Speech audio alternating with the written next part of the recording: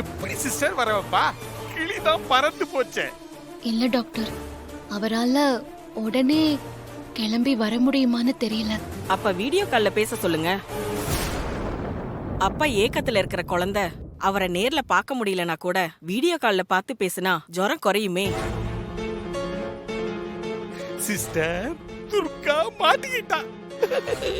போலீஸ்காரி எப்படி திருட மாதிரி திரு முழிக்கிறா பாருங்க.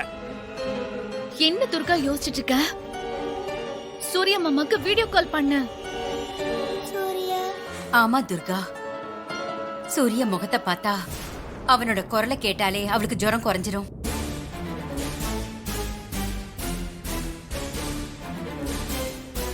சிஸ்டர், இங்கே ஏன் நிக்கிறீங்க? உள்ள புந்து குட்டைய குழப்புங்க. போங்க போங்க. துர்கா, என்னம்மா யோசிக்கிற? சூர்யாவுக்கு வீடியோ கால் பண்ணு. குழந்தையோட நிலைமைய பார்த்தா சூர்யா உடனே கிளம்பி வந்துருவாமா. என்ன பாக்குற?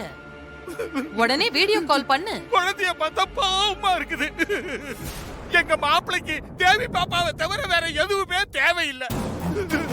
மாப்பிளைக்கு போடு துர்கா. அவன் எங்க இருந்தாலும் உடனே பறந்து வந்துருவா கிளியாட்டம். எனக்கு ஒண்ணுமே புரியல. எங்க யாருக்கிட்டயுமே சொல்லாம சூர்யா அப்படி எங்கதான் போனா? குழந்தைக்கு ஜுரம்னு முதல்ல போன் பண்ணி அவனை வர சொல்லு. இப்ப என்ன பண்றது?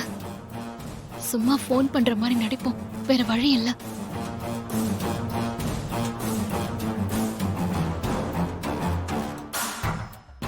என்ன துர்கா?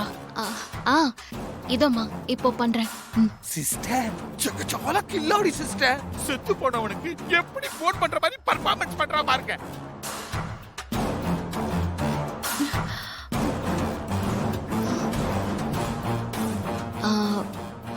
போன் நாட் ரீச்சபிள்னு வருது.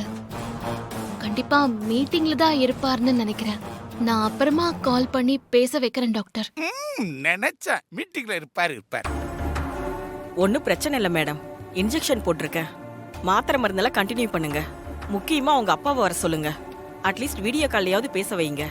அப்பதான் ஜுரம் கம்மியாகும். சரி, நான் வரேன். சரி.